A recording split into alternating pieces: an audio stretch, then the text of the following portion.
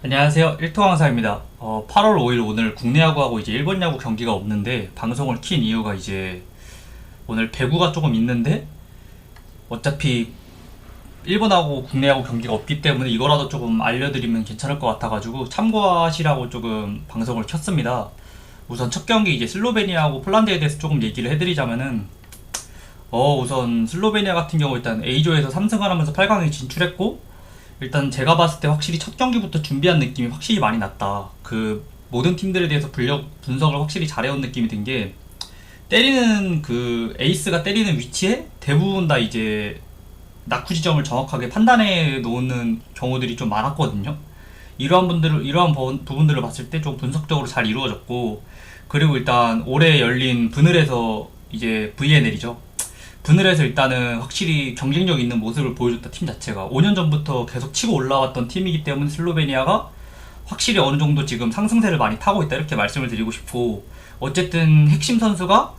뭐 스텔은, 체볼리, 그 다음에 우르나웃 이렇게 핵심 윙자원들이 이렇게 핵심인데 이 세 명이 첫 경기에서 이제 체블린가 조금 부진했었거든요. 근데 그 다음 경기부터 완전히 살아났고, 그러면서 이 세 선수가 모두 컨디션이 좋다는 점이 굉장히 긍정적이라 보고, 기본적으로 일단 끈끈한 수비를 가져간다는 거, 그리고 윙자원들의 공격력이 상당히 뛰어나다는 점, 이 점이 확실히 장점이고, 단점을 굳이 좀 꼽자면은 세터가 이제 조금 너무 윙자원들에 의존하는 모습을 보여주고 있기 때문에 한 번쯤은 이제 중앙으로 이제 돌리면서 이제 조금 분산을 시켜야 되는데 시선을, 그게 조금 잘 안 되는 점이 아쉽다 이렇게 하고 이렇게 하고, 그 다음 이제 폴란드 같은 경우에는 이제 B조 2승 1패로 이제 8강에 진출했고, 팀 전체적으로 봤을 때 뎁스 자체는 이제 제일 좋은 팀이지만 현재 이제 아포지 쿠렉이 조금 부진을 하면서 좀 공격력이 조금 아쉬운 모습을 보여주고 있고, 그리고 무엇보다 지금 이제 수비 조직력적인 측면에서는 좀 아쉬운 부분이 많거든요. 뭐 디그 같은 거 이제 돼야 되는 상황에서도 서로 미루다가 조금 호흡 미스가 나는 경우도 있고, 이런 부분으로 봤을 때 선수들의 고점은 상당히 높지만 조금 팀 조직력적인 측면이나 현재 쿨에게 몸 상태나 이런 부분을 봤을 때 조금 아쉬운 점이 있다 이렇게 말씀을 드리고 싶고, 제 결론을 먼저 말씀을 드리자면은 저는 일단 우선 이 경기는 저는 오버하고 폴란드 승 둘 중에 하나를 골라가는 게 맞다 이렇게 말씀을 드리고, 저는 오버를 가긴 했거든요. 근데 이제 어쨌든 이 폴란드 승을 간다면은 가는 이유는 이제 그런 거죠. 전체적인 라인업에서 밸런스가 굉장히 잘 잡혀 있고 높이에서의 확실한 우위가 있기 때문에 폴란드가 더 유리하다 이렇게 볼 수 있고, 제가 이제 이거 저는 오버를 갔다 이렇게 말씀을 드렸는데, 저 같은 경우 왜 오버를 갔냐? 일단은 지금 이제 폴란드 같은 경우에는 쿠레의 폼이 내려오면서 이제 뭐 2, 3년 전 이렇게 했을 때는 당시에 이제 폴란드가 좋은 성적을 냈던 이유가 그냥 공격력으로 찍어 누르는 모습이 굉장히 강했거든요. 근데 더 이상 이제 그런 퍼포먼스가 나오기 힘들다. 쿠렉이 부진하기 때문에. 그리고 슬로베니아 폼이 뭐 VNL부터 지금까지 현재 예선전까지 경기를 치러봤을 때 폼이 상당히 좋다 이렇게 말씀을 드리고 싶고, 그리고 저는 개인적으로 폴란드가 어쨌든 이기든지 간에 셧아웃은 없다고 보고, 그리고 슬로베니아는 듀스 승부를 좀 접전 승부를 좀 많이 가져가는 팀이기 때문에 183.5 솔직히 조금은 높긴 하지만 4세트 간다면은 저는 무조건 오버다 이렇게 보기 때문에 저는 오버를 받습니다. 그래서 일단은 가실 분들은 저는 제가 추천하는 거는 우선 폴란드하고 오버 이렇게 두 개가 좋아 보인다 이렇게 추천을 드리고 바로 다음 경기로 가보도록 하겠습니다. 이제 다음 경기가 이제 바로 있는 이탈리아하고 일본 경기인데, 이제 이탈리아 이제 B조에서 이제 3전 전승으로 8강에 진출했고, 로마노 같은 경우 지금 일단은 경기력 자체는 조금 원래 기복이 심한 선수기 때문에 뭐 전날에 잘했다고 다음날 잘한다 이런 느낌은 없지만 어쨌든 지금 예선전에서의 폼만큼은 나쁘지 않았다, 좋았다 이렇게 보이고, 그리고 뭐 지아넬리도 지금 폼 뭐 좋죠 일단은. 그리고 선수들 기본적인 뎁스 자체도 뎁스가 아니죠, 기본적인 이 주전 선수들의 경쟁력이 상당히 뛰어나다,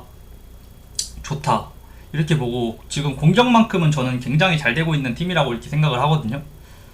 그렇기 때문에 저는 일본을 상대로는 좀 큰 걱정이 없을 것 같다 이렇게 보고, 일본 같은 경우에 이제 지금 C조에서 1승 2패로 8강에 진출했고, 예선 3경기에서에 대한 내용을 좀 하자면은 이시카와 같은 경우 리시브도 생각보다 잘 안되고 있고, 어쨌든 지금 일본이 강한 이유가 아웃사이더 히터 두 명이 란하고 이시카와죠. 이 두 명이 리시브도 굉장히 잘 되는 선수들이고, 그리고 세키타를 중심으로 한 스피드 배구도 상당히 빠른 팀이고, 팀 수비 조직력도 상당히 좋고, 20점 이후에서 이제 이시카와가 언제든 상대 에이스와의 이제 셧다운을 할 수 있는 선수고, 그리고 서브도 굉장히 좋은 선수고, 이런 점을 봤을 때 확실히 강팀이라고 볼 수 있는데, 문제는 이번 대회에서 이시카와가 리시브도 안 되고 공격도 안 되는 모습을 보여주고 있기 때문에 지금 상황에서 이제 답이 없다 이렇게 생각을 할 수 있고, 이 경기는 뭐 저는 뭐 일본의 고점을 생각한다면은 당연히 뭐 오버가 이렇게 맞겠지만은, 지금 상황에서의 경기력을 봤을 때는 이거는 절대 쳐다보면 안 된다고 생각을 하고, 가장 좋아 보이는 건 어쨌든지 간에 이게 제일 좋아 보입니다. 저는 오늘 어쨌든 이탈리아하고 이렇게 두 개를 가긴 했거든요. 2.1배긴 한데 이렇게 두 개를 가긴 했는데, 일단 제일 좋아 보이는 건 이거고, 그 다음에 왼발에서 이탈리아 마인까지 가지 않을까 이렇게 생각을 합니다. 뭐 3대0 아니면 3대1 이런 식으로 이제 보기 때문에 언더 오버는 조금 건드리지 않는 게 좋다고 보고, 가봤자 제일 좋아 보이는 건 이거, 그 다음에 이거 두 번째로 봤을 때 이렇게 두 개만 조금 추천을 드리고 넘어가도록 하겠습니다. 가장 큰 이유는 이시카와가 너무 부진하다. 그렇기 때문에 팀 상황 전체적으로 너무 다운되어 있는 상태다. 이렇게 말씀을 드리고, 이제 다음 경기 이제 프랑스하고 독일 같은 경우에는 우선 프랑스 같은 경우 이제 2승 1패로 8강에 진출했고, 지금 프랑스 같은 경우의 문제가 원래 아웃사이드 히터에 이제 뚫레라고 이제 그 선수가 이제 리시브를 조금 많이 버텨주면서 이제 은가페가 확실히 때려주고 이런 느낌으로 이제 좀 밸런스가 잡혀있는 팀인데, 현재 지금 리시브가 좀 잘 안되는 모습이 뚫레 선수가 없기 때문에 그렇다 이렇게 말씀을 드리고 싶고,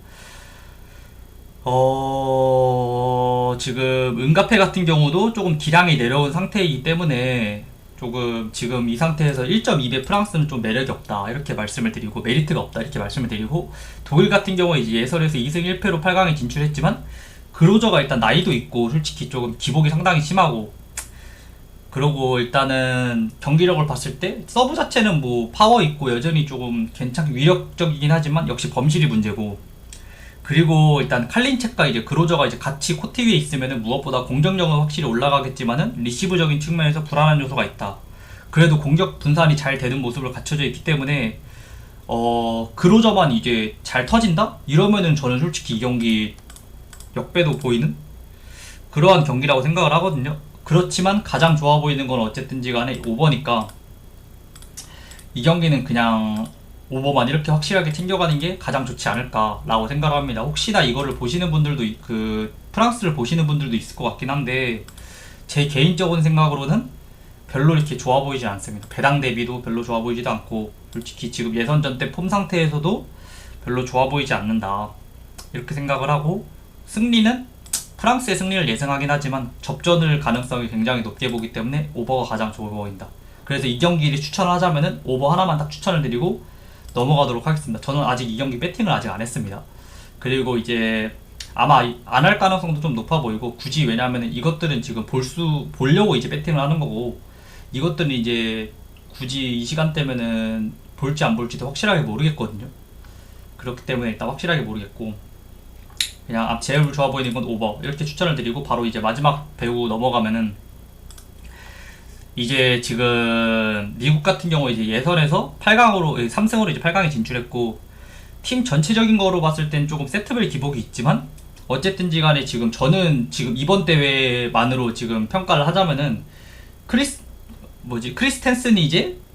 세터 중에서 지금 제일 안정적이다. 그렇기 때문에 팀 중심을 어느 정도 잘 잡아주고 있다. 이렇게 되면서, 그리고 무엇보다도 지금 미국의 긍정적인 점이 득점 분포가 상당히 잘 이루어지고 있거든요. 에이스에게 의존하는 모습이 아닌 득점 분포가 잘 이루어지고 있다. 이러한 점이 확실히 강점을 보이고 있고, 그치만 이제 미국의 가장 큰 문제가 선수들의 평균 연령이 상당히 높기 때문에,